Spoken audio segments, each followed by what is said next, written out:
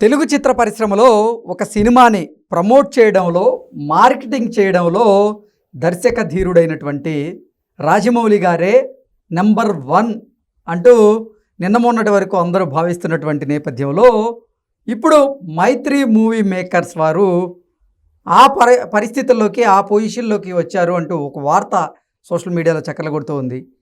ఈ నేపథ్యంలోనే ఈ అంశం మీద మనం విశ్లేషణ చేసుకుందాం. ప్రస్తుతం మనతో పాటు ఉన్నారు ప్రముఖ సినీ విశ్లేషకులు, ప్రముఖ సీనియర్ జర్నలిస్ట్ యజ్ఞమూర్తి గారు. వారితో మాట్లాడదాం. యజ్ఞమూర్తి గారు నమస్తే అండి. నమస్తే కృష్ణ.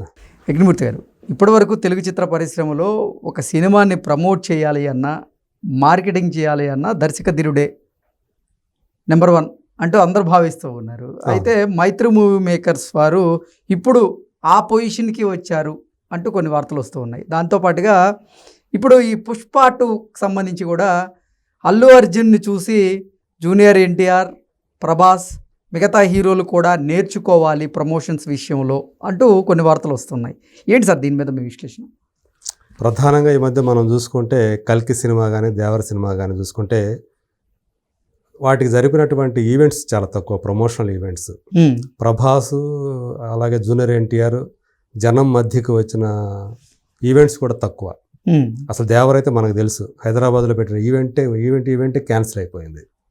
సో అది వాటి పరిస్థితి అలా ఉంది. లేకపోతే అది ఇంకా కనుక ప్రమోషన్స్ ఇంకా కనుక బాగా జరిగినట్టయితే ఇంకా దేవర ఇంకో రేంజ్కి ఇంకా హైప్ ఇంకా పెరిగేది, ఇంకా కలెక్షన్స్ వచ్చి ఉండేవి అని ఒక వాదన ఉంది.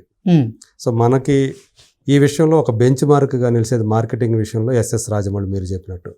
సో తన సినిమాని ఎలా మార్కెట్ చేయాలి అనేది బాహుబలితోటి ఆయన ఒక దిశ నిర్దేశం చేశాడు.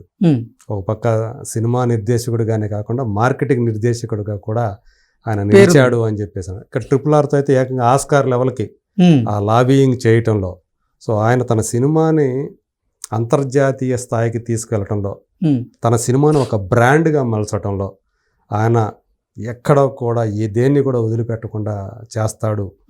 అన్నిటికంటే ముఖ్యంగా అంటే తన ప్రొడక్ట్ ఏదైతే ఉందో ఆ ప్రొడక్ట్ని మించి దాన్ని ఏ విధంగా మార్కెటింగ్ చేయాలి అనే విషయంలో ఆయన చూసి ఎవరైనా నేర్చుకోవాలని చెప్పేసి అందరూ చెప్పేటువంటి మాట, విశ్లేషకులు కానీ ఇండస్ట్రీ వర్గాలు.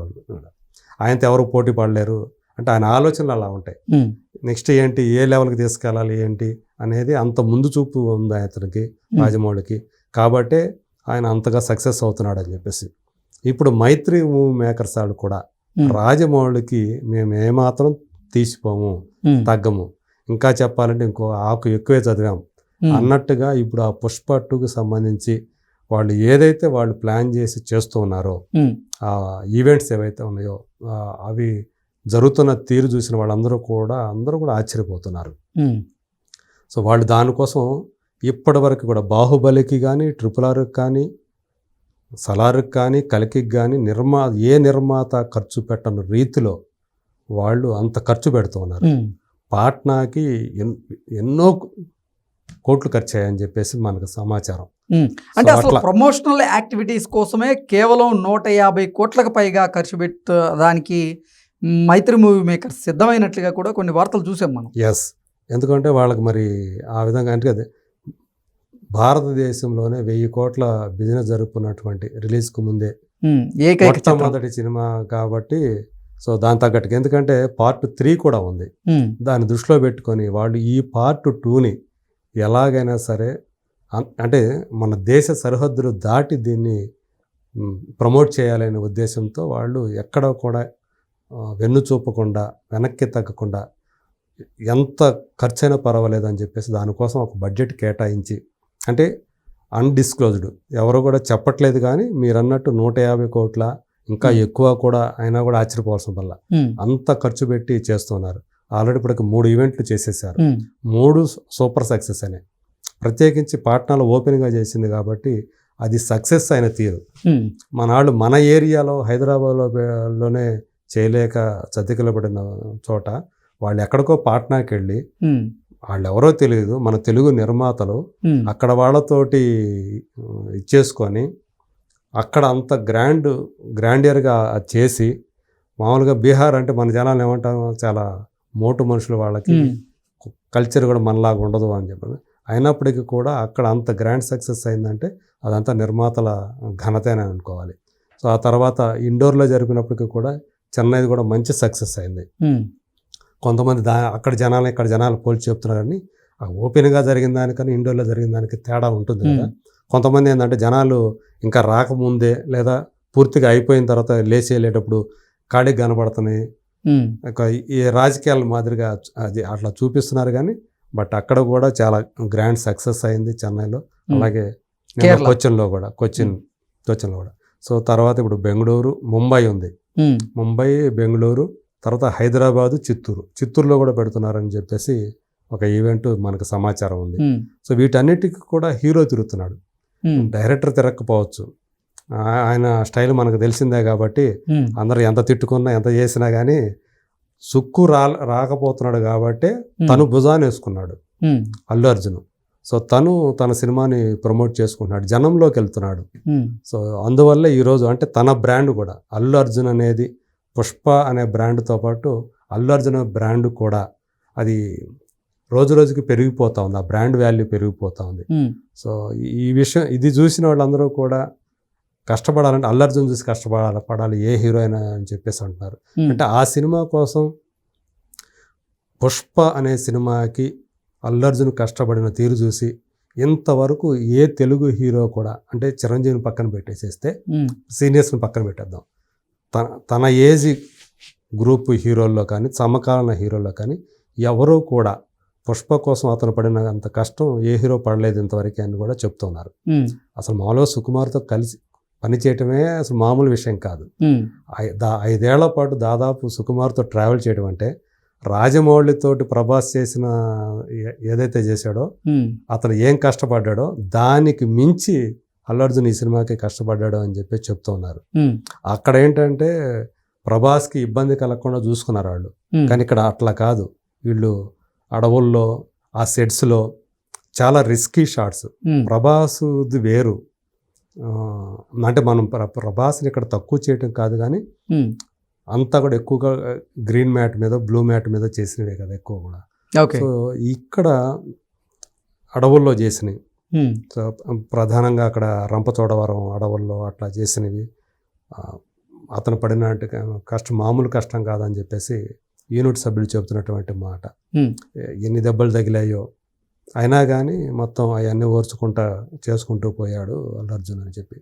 అలాగే అన్ని రోజులు కూడా వర్కింగ్ డేస్ కూడా చాలా వర్కింగ్ డేస్, అంత అంటే ఇంక ఎంత ఓపికకి పరాకాష్ట అన్న స్థాయి దాకా అతను చేసుకుంటూ వెళ్ళాడు. మోర్ దెన్ 20 టేక్స్ తీసుకున్న సీన్లు కూడా ఉన్నాయంట. ఓకే. సో అంతగా అతను కష్టపడ్డాడు ఈ సినిమాకి, అయినా కానీ పర్వాలేదు అని ముందుకు చేశాడు కొన్ని సీన్లు కూడా అని చెప్పి.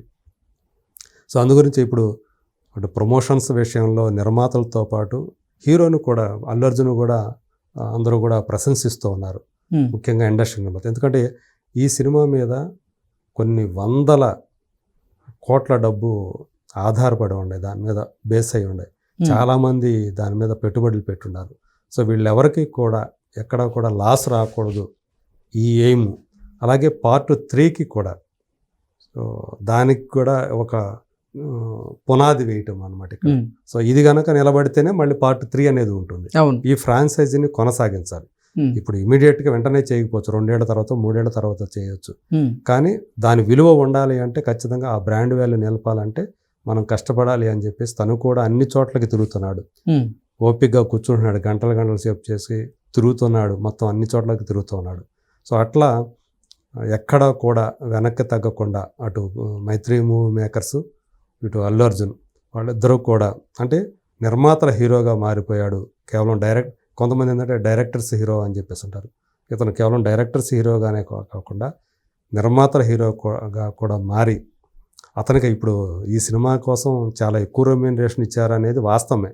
ఎందుకంటే 6 భాషల్లో సినిమా రిలీజ్ అవుతుంది. సో వీటన్నిటికి కూడా అతను బాధ్యత వహిస్తున్నాడు ఇప్పుడు. సో ఆ పుష్ప అనే బ్రాండ్కి అతనే బాధ్యత. సో దాన్ని నిలబెట్టడం కూడా నా బాధ్యత అన్నట్టుగా అతను తిరుగుతూ ఉన్నాడు. ఓకే. సో అది ఇప్పుడు అంటే ఇప్పుడు కొత్త ఒక పుష్ప 2 అనేది మార్కెటింగ్ పరంగా రాజమౌళి చేసినటువంటి ఏదైతే సృష్టించాడో ఒక బెంచ్ మార్క్ని మార్కెటింగ్ పరంగా వీళ్ళు దాన్ని కొనసాగిస్తున్నారు మైత్రి మూవీ మేకర్స్ అని ఇప్పుడు అందరూ కూడా చెప్తూ ఉన్నారు. అందుకని ఈరోజు మైత్రి మూవీ 9 సినిమాలు ప్రొడ్యూస్ చేస్తూ ఉంది. సో అటు మీడియం బడ్జెట్ ఉండే, హై బడ్జెట్ ఉన్నాయి. సో ఇవాళ మైత్రి మూవీ మేకర్స్ బ్యానర్లో చేయటం అంటే హీరోలు కూడా చాలా ప్రతిష్టాత్మకంగా భావిస్తున్నటువంటి, చాలా గౌరవంగా భావిస్తున్నటువంటి పరిస్థితి ఉంది. ఓకే. సో దానికి తగ్గట్టే వాళ్ళు కూడా, మైత్రి వాళ్ళు కూడా తమ సినిమాని అలాగే ప్రమోట్ చేస్తూ ఉన్నారు. ఆ ప్రమోషన్ కోసం ఎంతైనా ఖర్చు పెడుతున్నారు, మార్కెటింగ్ కోసం. అట్లాగే సో హీరోలు కూడా కలిసి వస్తే అది ఆ సినిమాలు వేరే లెవెల్కి వెళ్తాయి. ఇప్పుడు మైత్రి మూవీ మేకర్స్ కూడా మనం ఏదైతే చెప్పుకుంటున్నామో దాంతోపాటు అది కూడా ఒక బ్రాండ్గా మారుతూ ఉన్న సందర్భం ఇప్పుడు మనకి ఎదురుగా ఉంది. సో ఇది ఖచ్చితంగా వీళ్ళ కష్టం అనేది రేపొద్దున December 5th మన కళ్ళ ముందు సాక్షాత్కరించబోతుందని చెప్పుకోవచ్చు. Okay sir, thank you so much. Thank you.